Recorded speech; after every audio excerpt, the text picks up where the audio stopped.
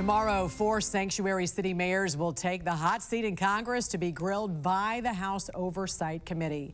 Chair James Comer released a press release that states in part, sanctuary mayors owe the American people an explanation for city policies that jeopardize public safety and violate federal immigration law by releasing dangerous, criminal, illegal aliens back onto the streets. Lawmakers say they want to hold accountable the mayors of Boston, Chicago, Denver, and New York City for refusing to cooperate with federal immigration authorities. Joining us this morning to discuss is former FBI Special Agent in Charge and head of the Chicago Police Department, Jody Weis. Good morning to you, Jody. Always good to see you, sir. Good morning. Chicago's mayor has even doubled down on his policies, which I know has riled up residents, especially because he made the comment, citizens are not the priority. As the former Chicago police superintendent, what's your thoughts on this? You know, that's astounding, Jan. I mean, back when I was superintendent, yes, Chicago was a sanctuary city, but we didn't have the influx of illegal migrants coming across the border into Chicago. So I'm astounded that these mayors refuse to cooperate with ICE. My experience, most time these criminals are preying on individuals from their same type of communities, the Black and Hispanic communities. So it just begs the question, mayors, why do you not want these individuals out of your city and out of the country?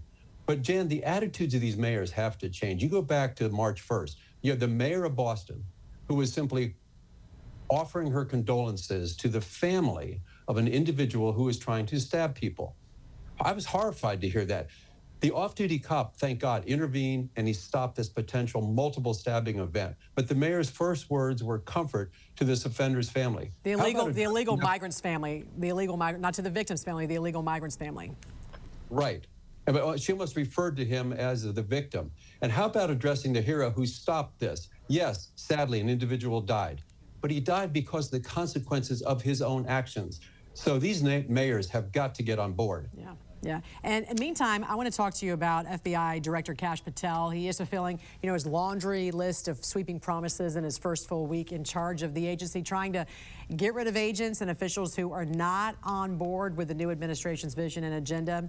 Headlines the media outlets really tried to take advantage of was when Patel mentioned he wanted to change the physical fitness standards of the FBI and even suggested some MMA training, which you thought was a great idea. You know, I actually do like it. I probably wouldn't have made it part of my first call to the field offices, but I like the idea. Back decades ago when I was at Quantico, we learned arrest techniques and we learned defensive tactics, but that was kind of a one and done. Most fights will end up on the ground, so it just makes sense to me to incorporate some MMA training, maybe Brazilian Jiu-Jitsu, to give the agents options besides strikes and weapons. For example, if properly applied, a naked choke or an arm bar can help gain compliance without having to use pepper spray or use a baton.